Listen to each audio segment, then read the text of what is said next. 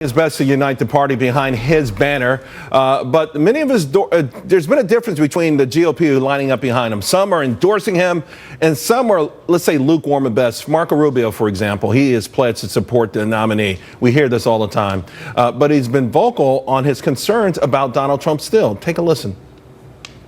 I've signed a pledge that said I'd support the Republican nominee, and I intend to continue to do that. But look, here's a situation that we're in. On the one hand, I don't want Hillary Clinton to be the president of the United States.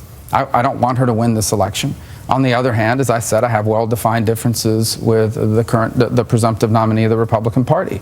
And like millions of Republicans, we try to reconcile those two things. I intend to live up to the pledge that we made. But that said, these concerns that I have about policy, they remain and they're there. Man, I got to tell you, I feel like we're watching a hostage video right there. Rejoining me now, Gina Loudon, Louise Mensch, Fred Barnes, and Steve Rogers. Gina, let me just start with you on this.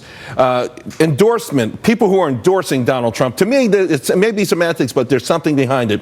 You got Jeff Sessions, Chris Christie, Rick Scott, Mary Fallon. You've got these folks. And then the support list, that lukewarm Rubio list, it's a mile long. It's got all the typical suspects on there.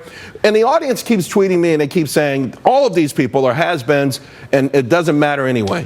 They are the very reason why Donald Trump has been so successful in this entire primary season. It's like watching a clown car. They're in, they're out, you don't know. But you know what the Democrats are doing? They're not bashing each other. They're not fighting each other. The Republicans continuing this is honestly, it's like a circus. They've got to stop, Charles. And here's the thing that I think is really important is that you pointed out the difference very astutely between an endorsement, right, and support. We just need to coalesce. It's time to move forward and fight the real fight. This internal fighting, Louise, of course, one of the comments is that the conservatives, you consider yourself a staunch conservative. You ran for office. You were an elected official in the UK.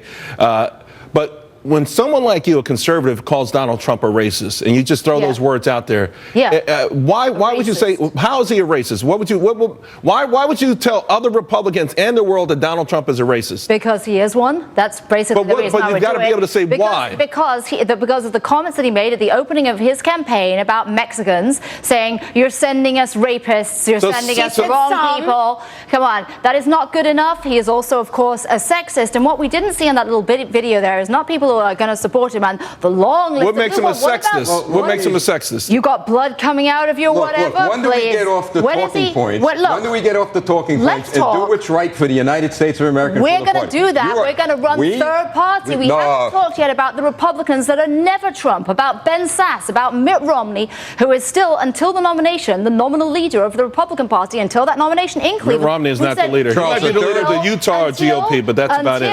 Until the nomination, they may run against Trump, not only not endorse him, but run a third party against him because young people don't want to be associated with this guy. Excuse me, Louise. A third party run, you will destroy this country. Okay? I think and the country comes. The country comes before the party. The country comes before politics. And Donald Trump is going to unite the party. You admitted before you would rather have Hillary. I think you stand in a very small minority of people who would label themselves Charles, I had a meeting and say that they would rather have Supreme Court. But she has a point in the sense, Steve, that there are a lot of Republicans who are still lukewarm here. Yes, I had a meeting with a number of Republicans in Bergen County the other day, and I opened up by saying this. So, Dad, Mom, what did you do in the Great War? Remember George C. Scott and Patton? What did you do in the Great War?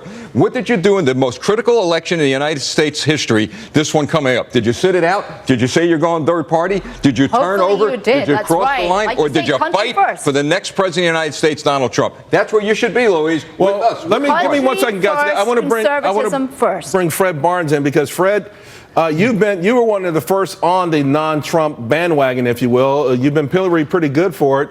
And I don't know what's going on. I haven't seen a tweet from you. I haven't heard anything from you in a while. I mean, what are you going to do, Fred? What are you going to do here? Have you seen the light? Are you going to go with the people who have voted overwhelmingly for Donald Trump, or are you going to keep fighting for the establishment? Well, I'm not fighting for the establishment, and besides, Mitt Romney, a lovely man, is not the head of the Republican Party. The closest thing to that right now is Donald Trump, and then there's Paul Ryan. But the truth is, I was never a never Trump person. never Hillary. I'll identify with that, but not never Trump. And this distinction between whether you've endorsed him or whether you're just endorsing the nominee, it really doesn't make much difference. They are lined up behind Donald Trump. And you? And there are a lot of them. Look, I'm in journalism. I don't endorse candidates, but I certainly think Donald Trump is doing extremely well now and surprising people like me once again. You know, the polls in those 3 states, and then the Gallup poll that shows that he's doing as well among Republicans as Hillary is doing among Democrats. Again, a surprise. All right, guys, let's leave it there. Lively discussion. I wish I could extend it. Maybe we'll carve something out later.